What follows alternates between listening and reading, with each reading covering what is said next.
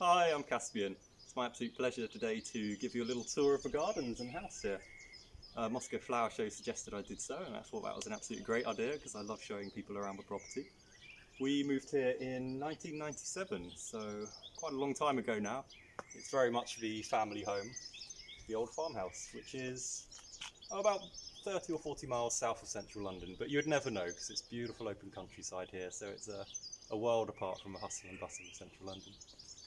Normally when I ask people into the garden, I'll leave a little bucket of trowels and gardening thoughts and secateurs here so that they can pick one up and they get a choice if they'd rather prune or weed as they have a look around, but we'll leave that for today. Down the central alleyway of the garden here, we've got beautiful espalier of apples on the right, pears on the left. These were planted in the 70s and they were done so really well because they bear fruit throughout all of late summer and early autumn away from the house, so that you get a really long sort of period of being able to get the produce. We did sadly lose one, so we had to replace it, of the pears on the left hand side here. Underneath we did these brick rings of flowers that I planted up with geraniums, forget-me-nots, cistus, lysimachia, and the lysimachia has just completely taken over most of them, but to be honest, I'm happy with that. Yellow is such a happy, vibrant colour, the colour of friendship, and so if it's doing so well and so happily, I'll just leave it to do its thing. It's certainly a beautiful plant, a very long flowering period as well.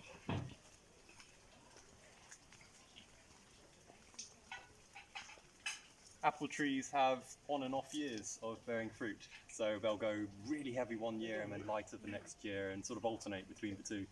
And this year we're very much on an abundant crop year, which is nice. There's literally thousands of them all over these trees. You're meant to go around and pluck off every third one just so that the energy really sort of gets pumped into the ones that you want to keep. But it always feels sad doing that because you're pulling off what could become perfectly good fruit. So we end up with more than we can ever hope to use. I do love this white fuchsia here at the front of the house. I picked this up as a tiny little plant about that big at the Merriswood Nursery exhibition. This must have been about 10 or 12 years ago, and it just seems so happy here. It's such a beautiful flower.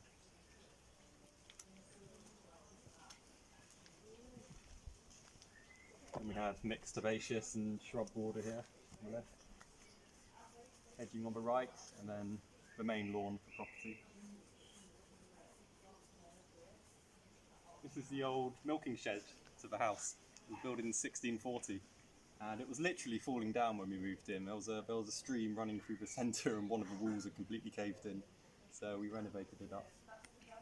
That was built at the same time as the stable blocks along the side here.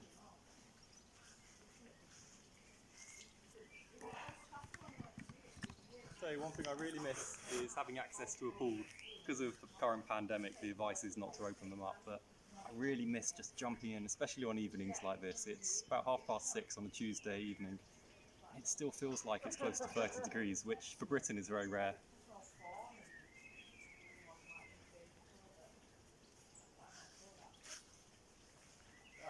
It's a shame you weren't having a look round about 2 weeks ago, because this rose was absolutely awash with flowers. Stunning variety. It's one of the David Austins. I have about probably 150, 170 roses in this garden. My absolute favourite plant. And they do really well. We're in heavy clay soils here. It's kind of unusual in the south of England because right where we live you have these really tight, narrow bands of different types of soil, and that's because during the last ice age the glaciers stopped right where we are here before they receded, and so you get these tight bands of silts, clays, sands, all in this area. One of the plus sides of that is that A, we have great soil to cultivate on, and secondly, every little village would have its own brickworks. Ours is the Rudrick brickworks, which is what the main house is built from. It was built in 1520, and having a brick structure back then was quite rare and must have been very expensive.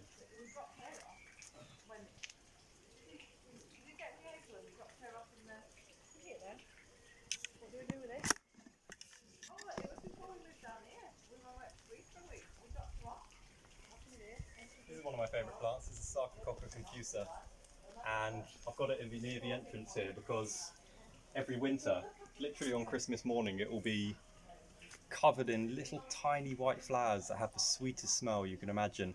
So every time you walk in and out, you get this waft of it, and it's evergreen as well, so it really sort of brightens up the entrance of the house all year round. It's a really, really good plant as well because it's in full shade here and it's just so happy. So they'll put up with anything and they'll always provide you with great flowers and great smells, as well as this lovely, rich, dark green. We'll head on up to my little secret spot in the garden now. Is through this wrought iron archway here. Cornice alba on the right. It's lovely, variegated variety. Oh, here's a good tip. Section of it's come through where it's reverted back to its natural state. You see that these leaves are non-variegated, and it's best to cut those out so that they don't take over the plant. They'll have more chlorophyll in these pure green leaves, so they'll be more competitive, and they will eventually sort of overtake the plant, and the whole plant will just revert back to its core state. So cut those out, and then you keep a more decorative, variegated variety. I like to cut them back early spring because you want to keep the nice red stems over winter. They're a really dramatic statement. This is a lovely tree as well. This is Cotoneaster, and it's another of those plants that has something to offer all year round. At the moment, you can see it's just covered in flowers, and the insects absolutely love it. And then even after that, it will be covered in red berries, and the birds will eat those. So it's good for nature, and it's good for my decoration in the garden. This leads on to my secret little oasis of the garden. It's where I get to come and be on my own and just pause and have a moment to myself.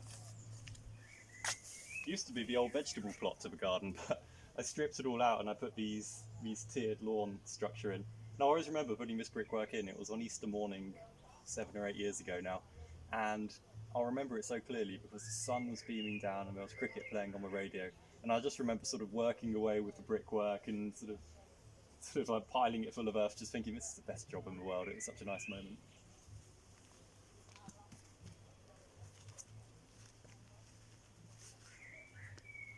Malice is looking particularly nice. Again, this is mostly roses in this space. Just the first flush is just finished, and we're waiting for the second flush to come through.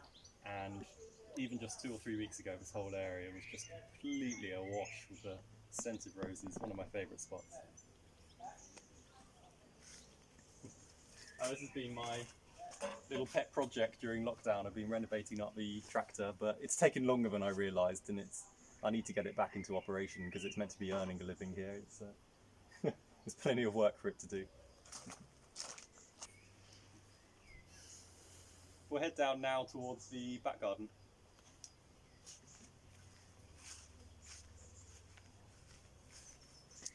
But before we do, I'll show you my absolute favourite rose on the whole property. This is another of the David Austin, and it's called Lady of Shalott. And I can't even begin to describe this fantastic colour that it has. It sort of starts with yellows, goes through apricots and peaches, to this darker red in the centre. It's got a lovely scent to it as well. It's also a fantastic repeat flower, so its first flush, the whole thing turns orange. And then even now, as we're waiting for the second flush, you can see how many more buds have opened and how many more are yet to open as well. So it's a really good performer. It earns its keep in my garden.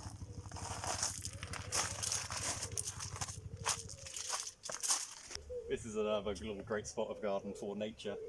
It's you get thousands and thousands of tadpoles here every year, and newts as well. It's a nice spot for them. I also love the way the trunk of a Cotoneaster is just sort of lumping along and somehow finding a way to survive, and not only survive but flourish.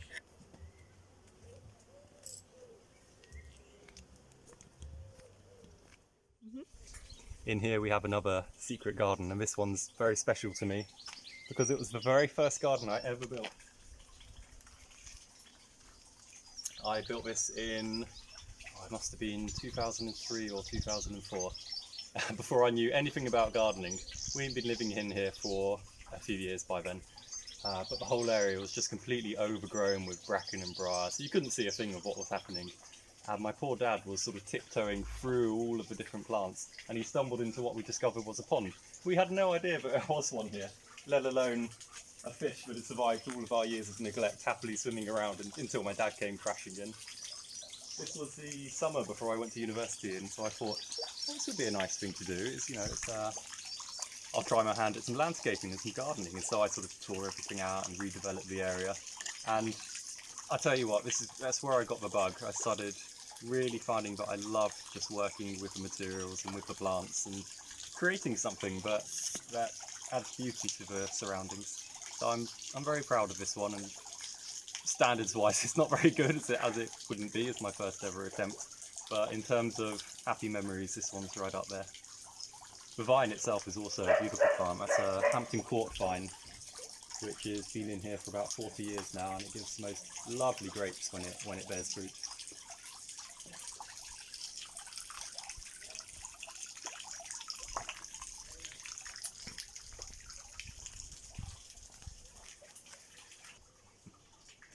We'll carry on now through to the back garden, which again when we moved in was just a blank open space, so I've had an opportunity, a blank canvas just to try ideas on. It's Physiocarpus. It's a lovely plant, and I remember when Lady Mary Carey was having a look around the garden, she stopped at this and sort of gave it a look up and down like that and said, "Caspian, you're very brave to have such a dark colour at the front of the bed, because it's very against sort of standardised planting techniques, particularly those developed by Gertrude Jekyll, which is she lives at Munstead Wood, which is her great masterpiece."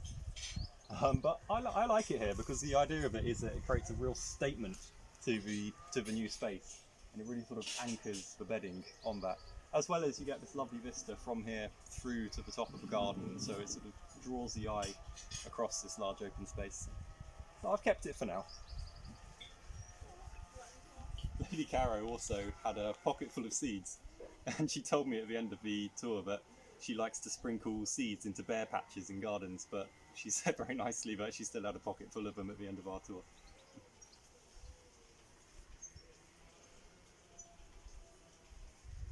Now this is all south facing, and I've gone for hardy shrubs just for ease of maintenance and to give a sort of really wild, lush feel, which I feel it adds a lot of drama to the space and really centres this incredible view of the South Downs that we have from the back of the house.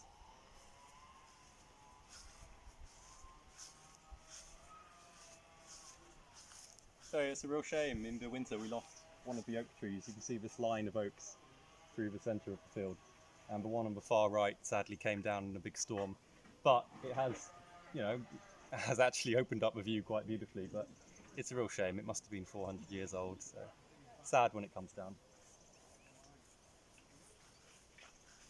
You can see what happens when the tractor's out of commission for a few weeks. The piles mound up and the grass really needs cutting down now. What I do is when I work on the garden, I'll pop everything on the centre here, and then I'll drive the machinery across the garden through to the utility area on the right here.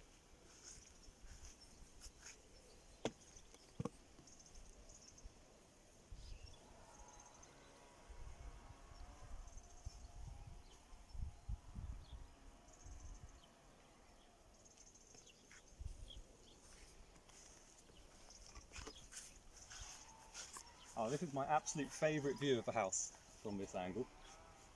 You can really see the way that it was added on and amended over the years. So every sort of 75 or 100 years they would stick an extension on. The last one was done about 100 years ago, so we are due one now, but we've kind of run out of directions to add them on. This is also how I maintain the hardy shrubs here in the back garden. I cut them down really hard once every 3 years and alternate through the beds. You can see that this one was done this spring on the left here. And it looks perfectly neat, but it's a shame because you lose so much of the flowering and so much of the sort of wow factor that the bed leads onto. The middle bed here was done last spring, so about 1.5 years ago now, and you can see how vigorously and how fast they all grow here. They absolutely love the clay soil, which we've worked a lot of sand into to improve, And as I say, it's south facing, so they really thrive. And then this is just 3 years growth on the right here. Again, you can just see how it loves to just take over the space and adds this real drama to it.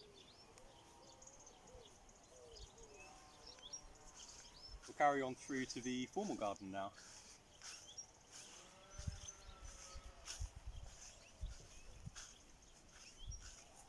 All of this ground used to actually just be graded as one level, but we excavated so much soil putting in the York stone dry stone wall behind us, but it all piled up here, around 70 or 80 tons of it in total. And so we created this tiered garden, and that was nice because we didn't want to move any soil off the plot or bring any in, so it's always good to recycle and reuse it within the space. And this gave us the opportunity to create a tiered structure to the garden and add a little bit of a more formal area. We have the Buxus sempervirium, the box hedging, which is all taken quite nicely. And in the centre of which I planted different Philadelphus. Philadelphus, one of my favourite plants, got a lovely sweet scent, and it always reminds me of Moscow because every year when I used to go out there, I would go to these great nurseries full of flowers, and there would always be thousands of Philadelphus all in full bloom just because of the time of year it was, and they seem to do so well in Russia, and so it always brings a smile to my face when I see these.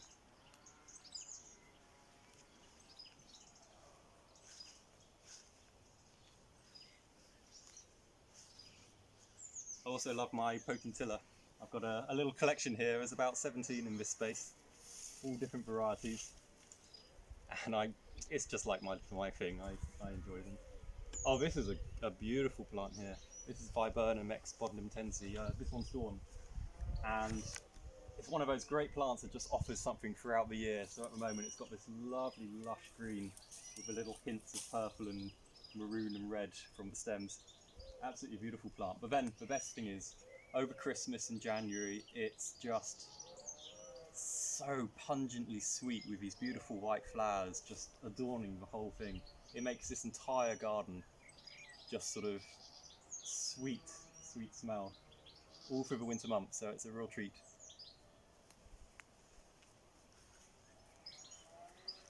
This is the newest family to the garden, a little olive tree.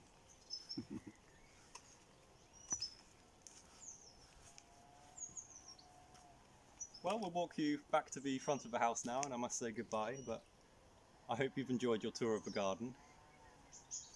Do come visit in person soon, I hope.